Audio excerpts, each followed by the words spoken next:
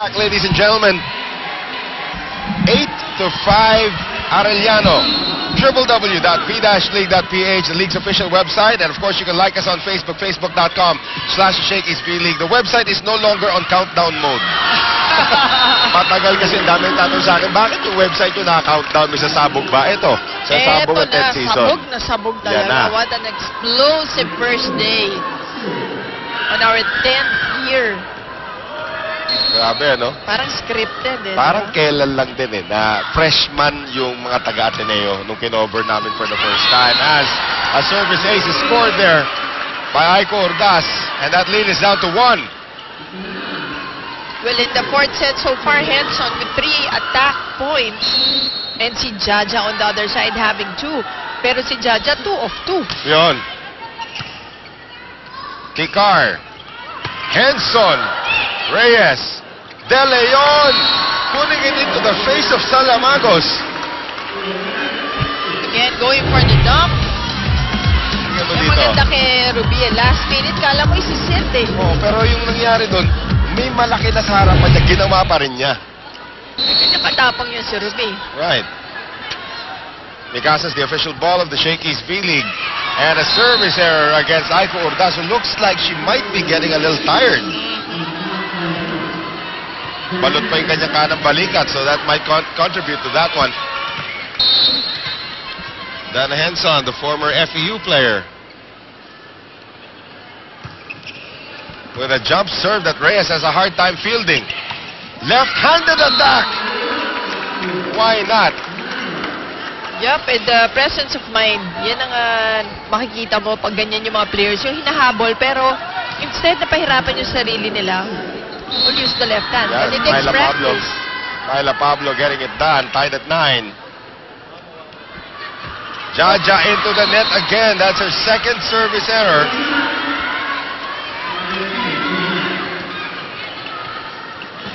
That's a mind-boggling thing. You're 6'4" and you hit into the net. Zagon. Para bang nangyari, pinaliit mo yung sarili mo. Oo. Kikar. Bautista tries to drop it in. De Leon is there. And Dada gets it across. Ibiza. Quick set now. Salamagos goes long. Sayang. It was almost the corner of NU's court, pero long for Salamagos.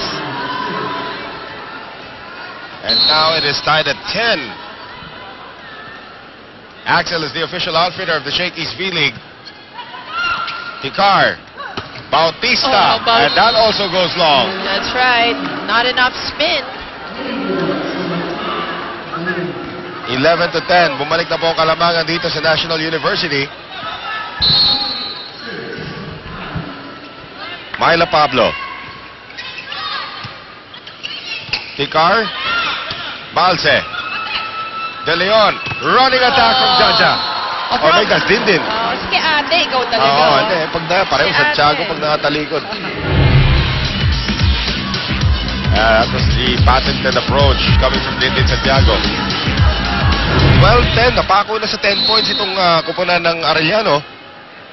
They were leading 10-9 earlier. Oh, Now it's 13-10. Pablo with a beautiful serve. And a timeout here called by Obed Javier. Kailangan niya lagi nakatapat tayo sa bola. Mali yung selection mo. Pag-punto sa namin, basta pag-translation, bigay mo sa ano. Pag-turn ko lang, mapalundot kung palundot, doon mo na nabibigyan ng bola. Huli lang natin receive ha. Steve, pag na-receive natin, suporta tayo papunta kay Nene. Yung nakatao rito, dapat suporta sa likod ha. Ang atake si Nene, suporta tayo sa likod.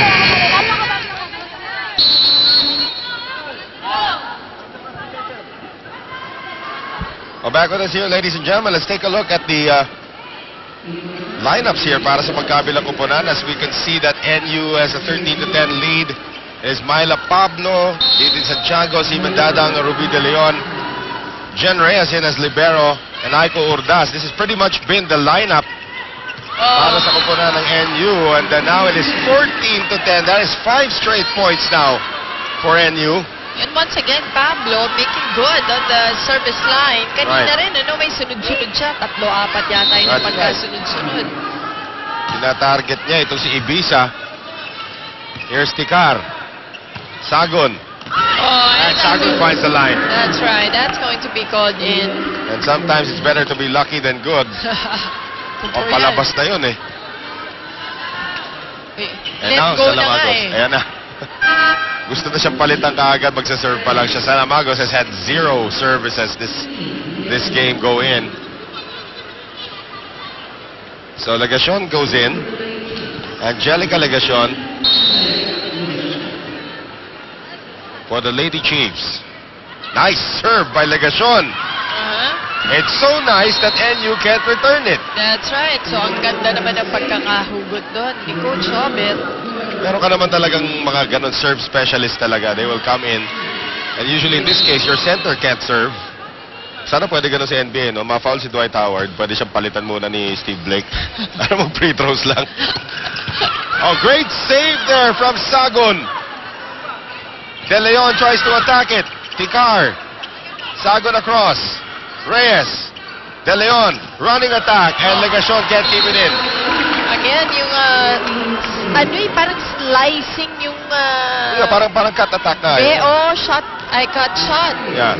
Yung attack nitong si Dindin Santiago, very difficult to defend kasi kailangan harapin mo yung bola para Right. makuha mo.